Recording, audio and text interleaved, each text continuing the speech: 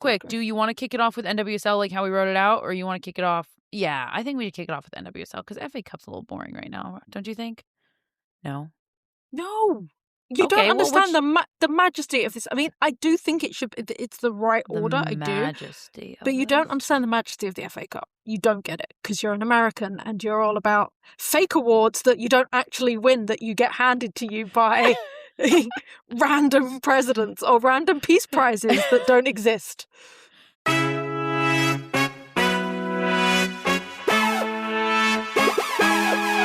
Hello everyone and welcome to the Women's Soccer Show. I'm Ali. And I'm Sarah. And we have got a bumper show for you. We have still got more NWSL drama, even though the season has not kicked off yet. Transfer window certainly has. And we are going to go through the FA Cup results that happened this week. It was round 4, which is when all the big boys, that's the WSL teams, come in. So we're going to talk about the thrills, the spills, the shocks, as well as the draw for the 5th round, which has just happened. But before we get on to that, Allie, I have a question for you. Go on. Have you seen that there is another trophy, aside from the old NWSL Shield, that people are very upset about right now? I have not. Tell me more.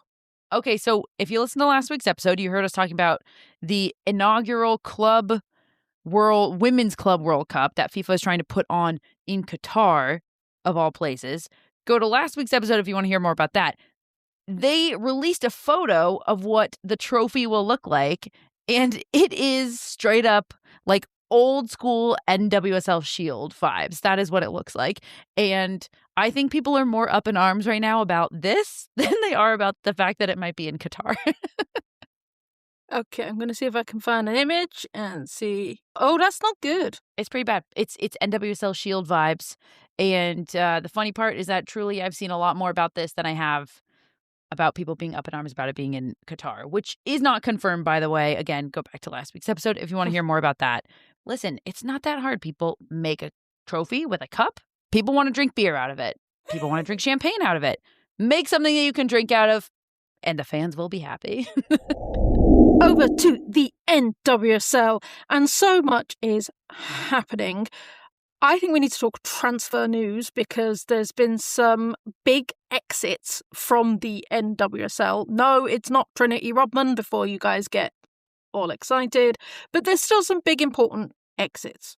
Yeah, I mean, notably, we talked about last week, it was a rumor Sam Coffey was going to go to Manchester City.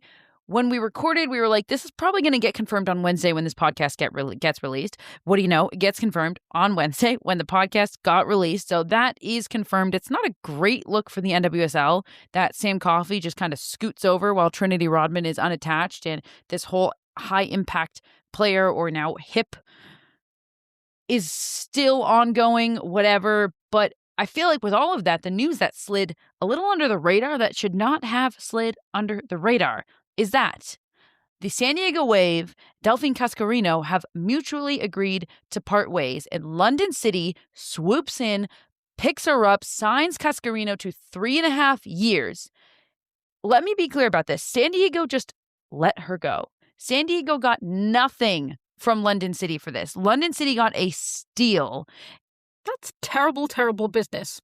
That's terrible, terrible business, San Diego. Like, it happens a lot. We do see that a lot of big players actually get just let go at the end of their contracts, or they decide that they don't want to renew their contracts, and it means that teams won't actually get anything for them. We've just seen that Georgia Stanway has said that she's not renewing her contract at Bayern, and will be leaving in the summer. We've seen that Arsenal are the queens of picking up free agents that just run out the end of their contract. I'm thinking of like Alessia Russo and things like that. So yeah, but guys, that's not how you do good business. This is terrible, San Diego. Yeah, I mean, a lot of San Diego fans are mad. They're like, honestly, fire everybody in the front office. This is ridiculous. And I think that they have the right to say that. I do feel like they were seeing this more and more happen between NWSL and WSL just because there's different rules, and it's a lot more common in the NWSL for teams to just part ways with somebody. It's becoming less common, but historically it's been quite common. But a massive steal for London City, and another very strong NWSL player bites the dust, heads to Europe. another one out the door. We continue to have the conversation about, is the NWSL in trouble right now? And I don't know, I guess, Allie, before we move on to the bigger news of the NWSL schedule being released, has your opinion changed about that? Is the NWSL in trouble right now? I'm in two minds. I am always in two minds when it comes to the NWSL. I feel like it depends on what you're trying to sell the NWSL as. Okay, they're trying to sell the NWSL as the premier women's sports or women's soccer league in the world. Then you're in trouble. You are, because you're not. What do you think it's being sold as now? But, well, for me, it always feels like it's a competitive league. Don't get me wrong. It is and it's probably one of the more competitive leagues in terms of the fact that any team can beat any team on any given day. We've talked about that multiple times. But for me, it feels like it's becoming a bit of a training ground for younger players. You know, yes, you don't have the draft anymore, but how many players are we seeing coming straight out of college and they go to the NWSL? They're not going to other leagues. They're going to the homegrown league. It's not whereas before you used to get and I know there's international rules before people start me, but you'd get the superstars, you'd get the martyrs coming over, your homegrown ones, your Kelly O'Hara's, your Becky Salmons. They would stay for the most part in the American leagues. And now it feels like this is where you go after you finish college and you're going to get a good football education, and then you can then move on to a different league. And you can move on mainly to European leagues and Australian leagues, but mainly European leagues.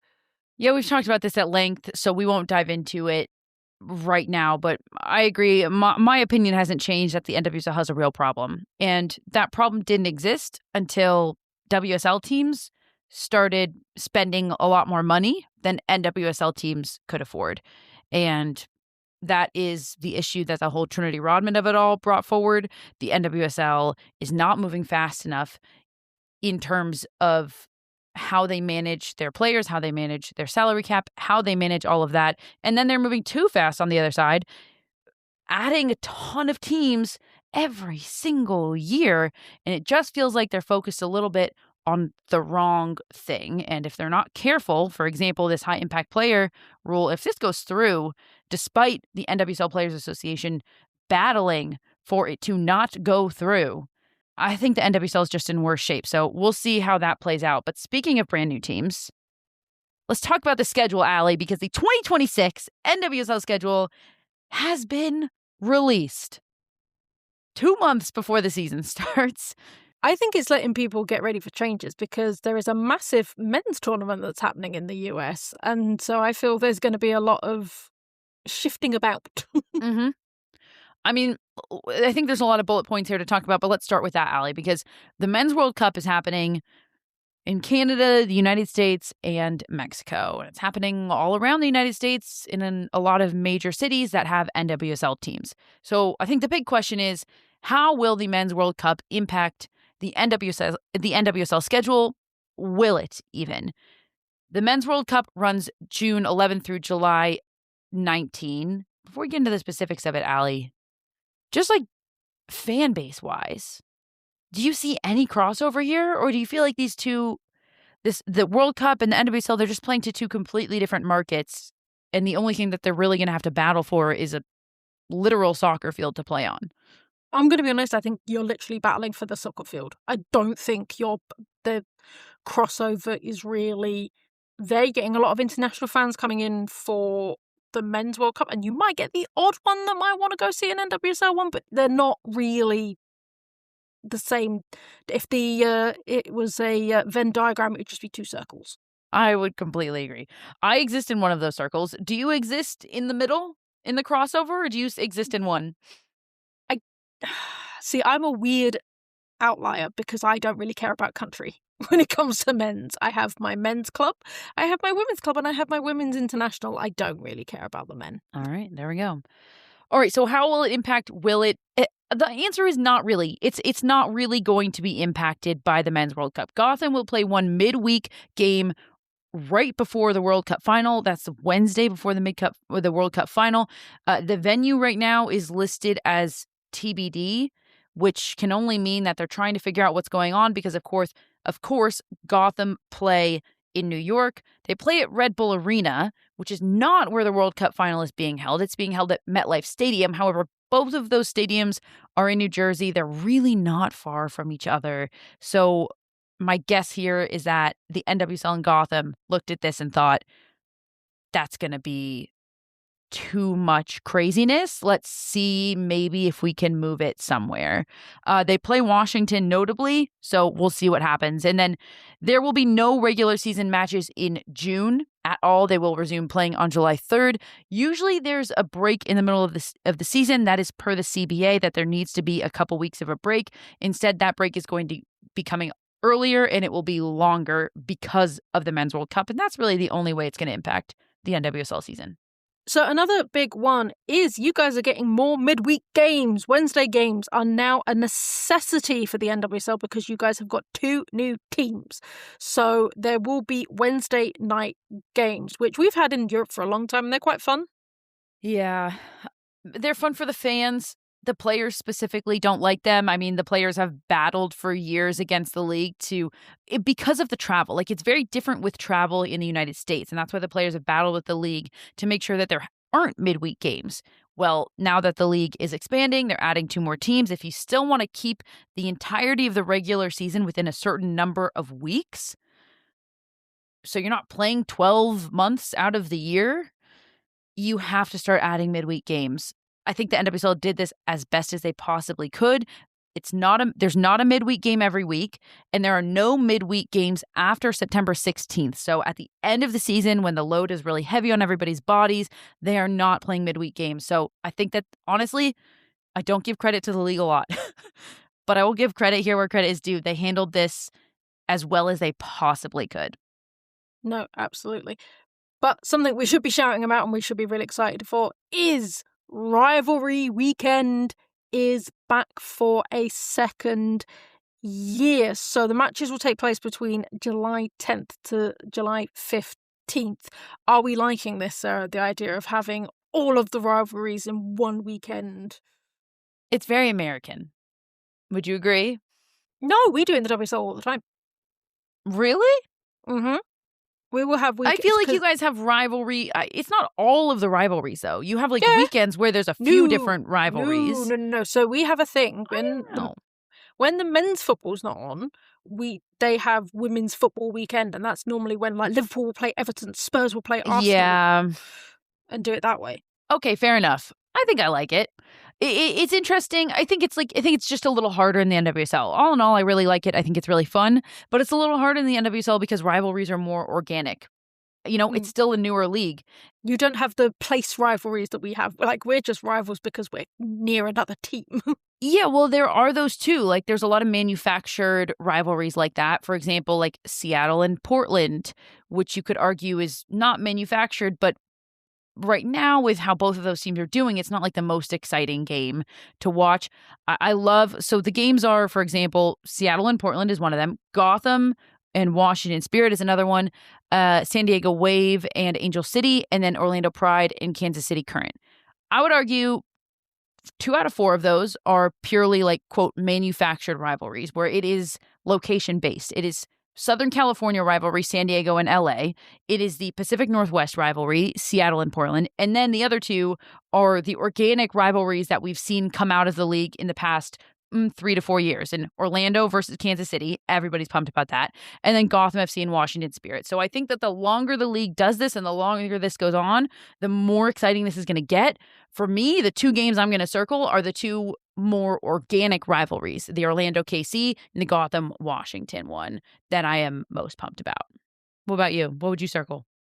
Always Gotham Washington at the moment because they absolutely hate each other and you can see it whenever they play each other. So that for me is always a great one. I quite like the SoCal one, the Southern California one, because they came into the league at the same time. So it's not just location. There's also a little bit of history because they were the 2 teams together. So yeah, I quite like SoCal. So Boston Legacy FC, formerly known as Boss Nation FC, which I'll continue to say, and I'll never let them live that down. Boston opens their season against Gotham. And I think that is very much the NWSL saying this could be a manufactured, Boston, New York sports historically, and all of the men's sports, they hate each other. Let's try to do this. Boston, I think, came out and initially declared LA and New York as their biggest rivals before they even had a player to name on their team, which I think is hilarious. So I think this will be funny that they open against Gotham, just notably. All right, let's move it along. We are moving it along. And the thing that we love is 100% back. Decision day will happen for the end of the 2026-2027 season. Are we thrilled? Are we excited? Are we pumped? Of course we are. It happened this past year. The first year they did it was the 2023 season. They didn't do it in 2024, and they were met with pitchforks and fire, and NWSL fans.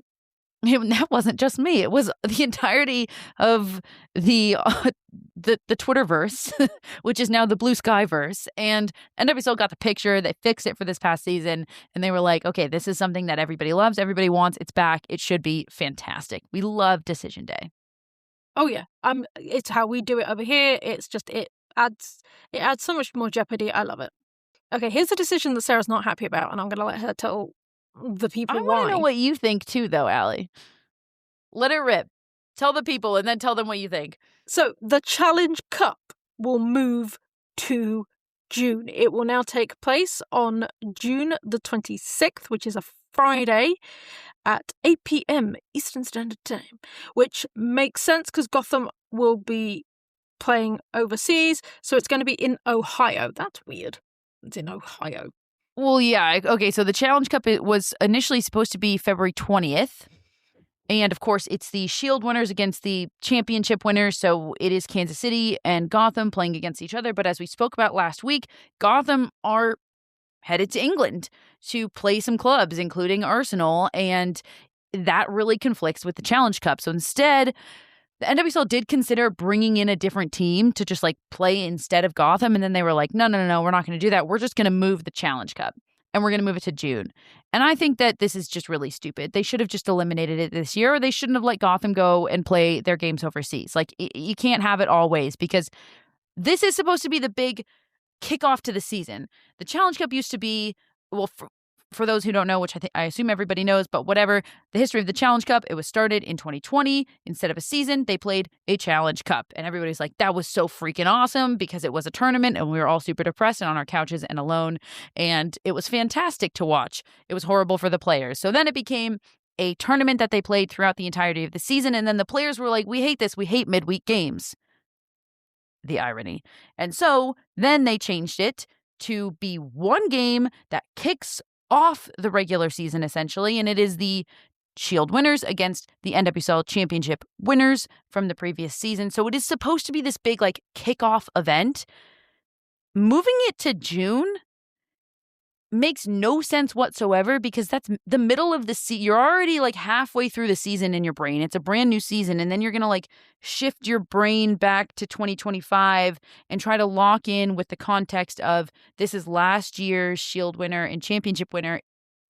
It's just not gonna. It's just gonna be another game. That's what it's gonna be. It's not gonna mean anything. I don't know if it ever would have, though, if it was just played before. Mate, I think you're putting far too much emphasis. You've put far too much. I mean, we put far too much thought into it. Is that what you just said? Yeah, because we have a thing in the UK which is called, I think it used to be called Charity Shield. It's now called the Community Shield that the men play, which is the winner of the FA Cup will take on the winner of the league, and that is at the beginning of the season, and it's fun, and it's it's, as we always talk about, it's a chance to win hardware. But it feels like a lot of emphasis has been put on that this is going to kick off our season. This is going to be closing out the old, bringing in the new. And I'm like, guys, it's not that deep. Okay, so tell me when that Community Shield is played, though, Allie. It's at the beginning. It is at the beginning. So how would you feel if it was suddenly in the middle of the following seaon, though? Would you really care as much? No, I wouldn't. I don't care about it anyway, but I'm like, I don't care. Okay. So therefore, my point is, I like the idea of there being a chance for another team to win hardware. However, if they decided that this was the last year and they're just going to scrap it for next season, I ain't crying over it. Yeah, fair enough. Fair enough. I might have put too much thought into it. I think we're too up in arms over the Challenge Cup, which just doesn't matter. It just doesn't matter. Fair enough.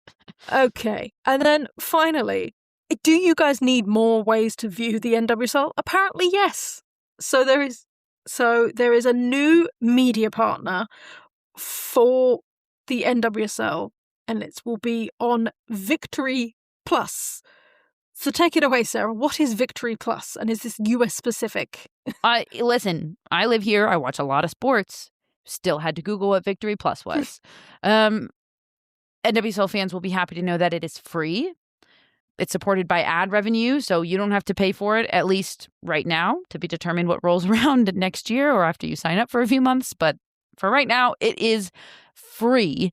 So now, instead of the NWSL having just Prime, Ion, CBS, and ESPN, it will now have Prime, Ion, CBS, ESPN, and Victory Plus. So you now have 5 different platforms that you can go hunt around and see which one the game is on. You have a 20% chance of being right instead of 25%.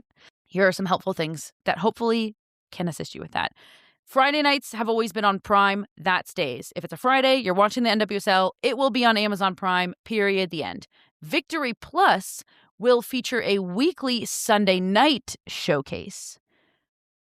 And then kind of the rest of it is just you got to check and see. Ion still has Saturday night doubleheaders, but CBS Sports, ESPN, and Victory Plus will basically share all of the rest of the games on all of the other various days. So hopefully that was a little helpful. It is helpful. I just think it's crazy. Yeah, it is. It's insane. Like, it truly is. I mean, we're getting like that over here in the UK. Like, we'll get onto it when we talk about the FA Cup, but that was on 4 different platforms this weekend, and there was only 4 games showing. Before we leave the NWSL, Allie, I just have one final question, because pertaining to the NWSL and the start of the season, we are now 2 months out from the first game of the regular season, and there are still 2 teams with head coaching vacancies, and that is the Portland Thorns and Angel City FC. The Thorns recently parted ways with Rob Gale, and Angel City are continuing their search after a lot of changes for this team. Allie, if you are a Portland or an LA fan, cause for concern yet or no? Yeah, because you need to bed in. Like, teams are already doing transfers and everything else. So, yeah, why you should have picked this already. Like, the season finished in November. You've had 2 months to scout around and see who's out there. Like, yeah, panic is the honest answer. Let's go around the world. Around the world, around the world. To Spain, and Barcelona are 10 points clear at the top of the table after the wins this week. Real Madrid have fallen behind after their loss this week. Atletico have fallen to 5th after their loss to Espanyol. And to Mexico, La Liga MX, Guadalajara have 3 wins out of 3 this season and are top of the table. Toluca are in second with 7 points, and rounding out the top 5 are Monterrey, Cruz Azul, and Atlas, all with 6 points. To France, and Lyon's winning streak is over as Paris FC held the league leaders to a 0-0 draw. The Parisian team remain in 3rd, and PSG fall to 4th despite their win this weekend. And finally, to Italy, Roma are currently topping the table after 8 wins, 1 draw, and just 1 loss. Inter Milan and Fiorentina are 2nd and 3rd respectively, while Juventus are currently in 4th. I had that dream again. My small business needs to hire, but I don't use LinkedIn, and I hire an energy vampire. But also they're a literal vampire. And suddenly my team is spending all their time sharpening wooden stakes and buying bulk silver and rehearsing ancient chants, and then I wake up. Don't let hiring nightmares ruin your dreams. LinkedIn Jobs' new AI assistant takes insights from over 1 billion professionals to create a short list of the best fits for you. Post your job for free at linkedin.com/quality. Start hiring today with LinkedIn. Every sip of Coca-Cola brings you closer to the excitement of the FIFA World Cup 26.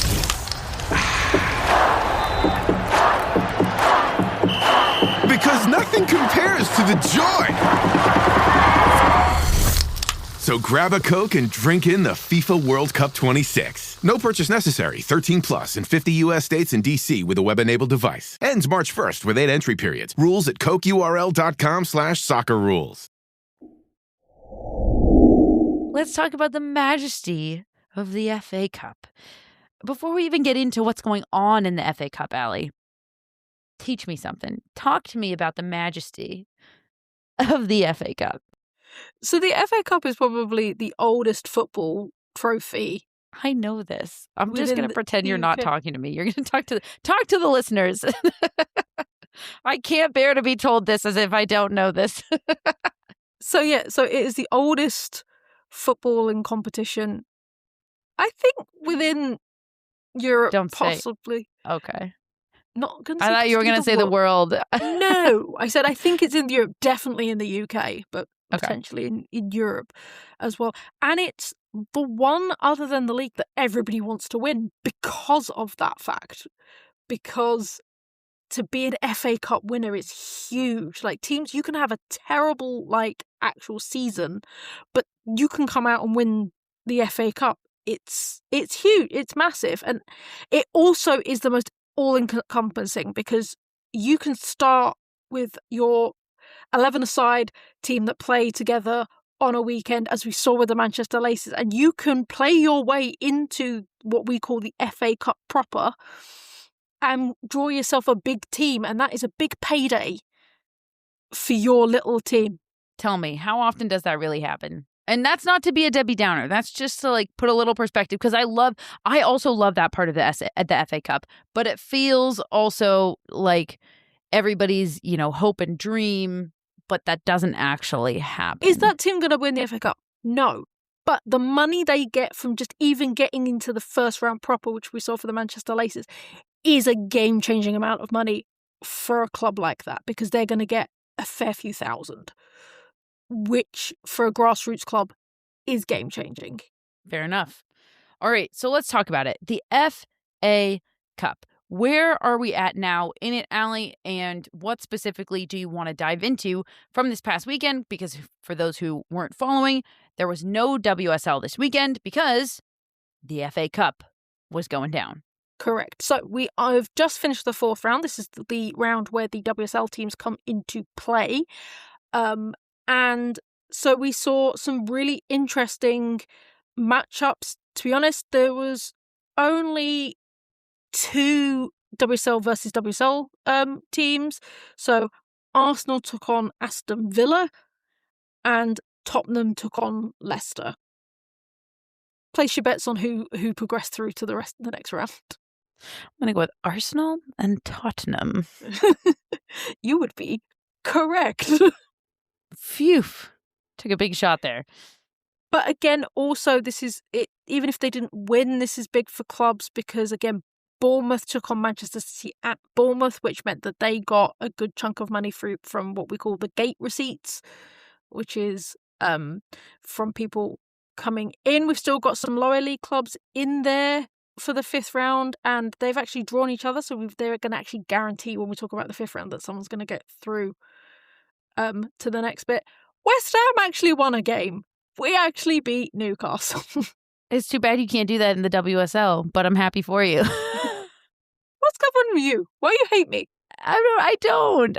I'm sorry. The honesty was been too honest and too brutal about West Ham, who do actually perform very well historically in the FA Cup, I will say. Yeah. Having won it once. Got to the final. Didn't win it. Got to the final. It felt like a win is what really matters. Basically, Sarah's going to keep being mean to me. And ladies and gentlemen, all in between. This will be the last episode of the Women's Soccer No, Show. don't say that. Let's move it along. The fifth round proper is scheduled to take place on Sunday, the 22nd of February. Allie, tell us about these matchups and specifically which ones you want to highlight. I know you just mentioned there will be some matchups in which lower divisions will play other lower divisions, meaning that a lower division team will make it on to the further round. Yes. So the matchups are Manchester City versus Sheffield United. Got a Merseyside derby, Liverpool versus Everton. Chelsea versus Manchester United. That is a replay of last year's final and the semi-final before that. Can Manchester United make it 4 finals on the bounce? Oxford United, who are probably the lowest ranked team or up there in this competition, will be taking on Charlton, who are a championship team. West Ham. And where are Oxford United? What division? They are the South, FA South. Yes, they are in the National League South, so that is Tier 3. West Ham versus Brighton, so that is another grudge match for me and producer editor Mike.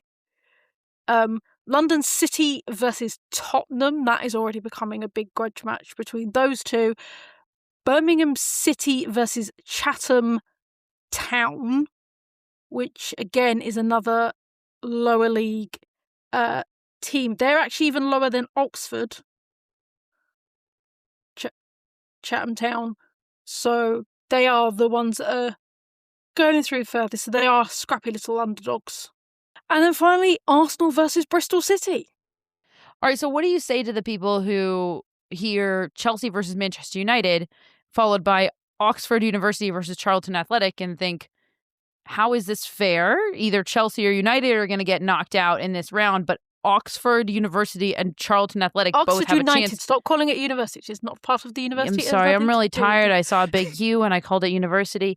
Oxford United and Charlton Athletic both have a chance of going to the next round. So we'll have one of those teams, but we won't have Chelsea or United. This is the fairest way. It is literally the luck of the draw. They could have been drawn one of those, and they weren't. Oxford United and Charlton Athletic will have played more games to get to the same level as Chelsea and Manchester United. And you know what? Yeah, Charlton are currently a cracking side in the Championship at the moment. But the beauty, the majesty, the love of the FA Cup is for the plucky underdog to get as far as they possibly can. So, and like I said, Oxford United will have played more matches.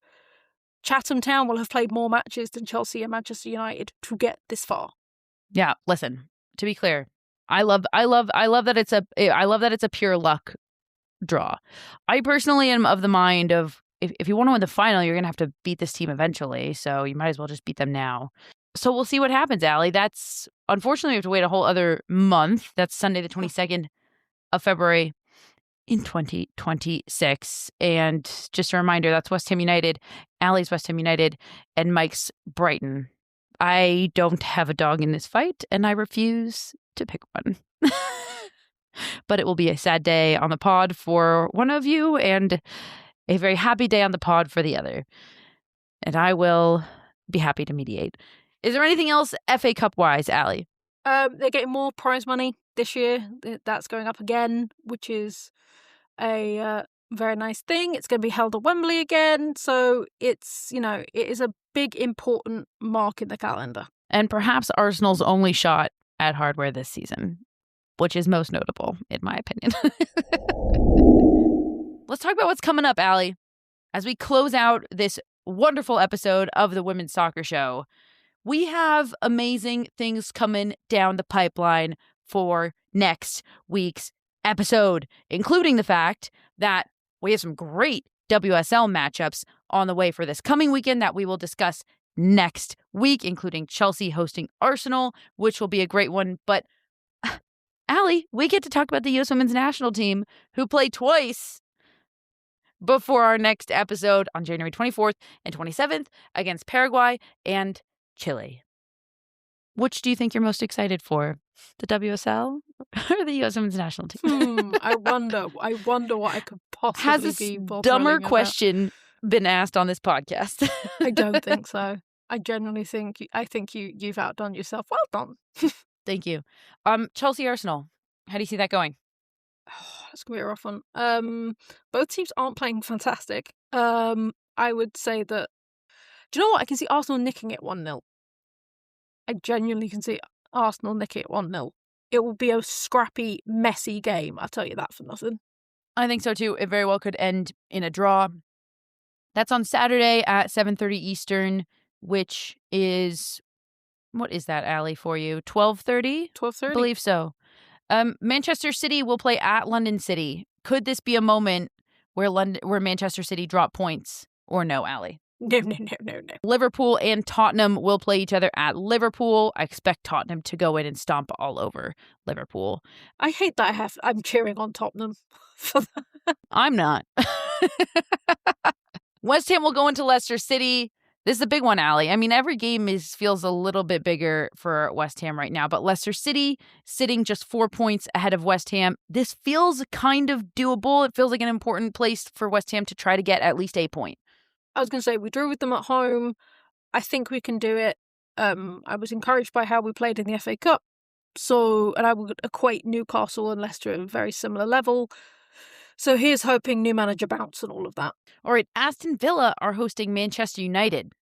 And a big game for Manchester United as well, who have really fallen in the table. They're sitting in 5th place, 22 points behind Tottenham and Arsenal, who both sit with 23 points. So if they want to keep pace with the 3rd and 4th place teams right now, they just need points. Yeah, no, absolutely. And Villa did them on the reverse fixture at home, so they're going to go in really hungry, wanting those 3 points back to keep them within Champions League contention.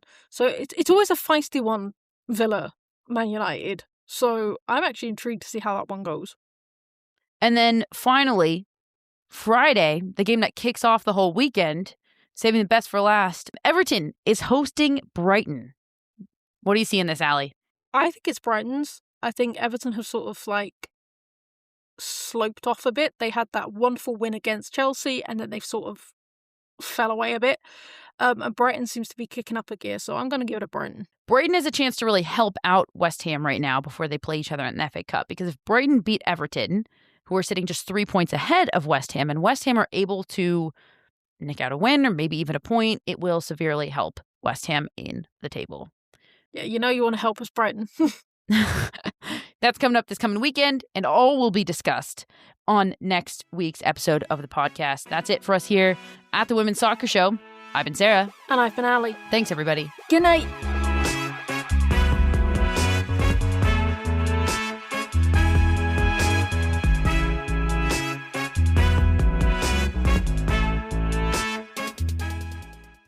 This podcast was edited by Monkey Hill Media.